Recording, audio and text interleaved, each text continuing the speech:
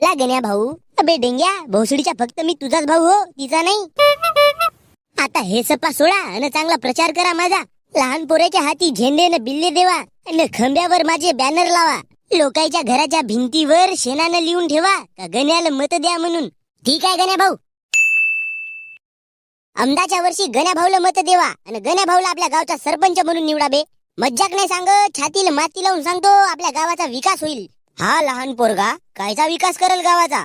गावाचा विकास करावाचा असेल तर तुम्हाला फक्त आणि फक्त मला मत देवा लागल.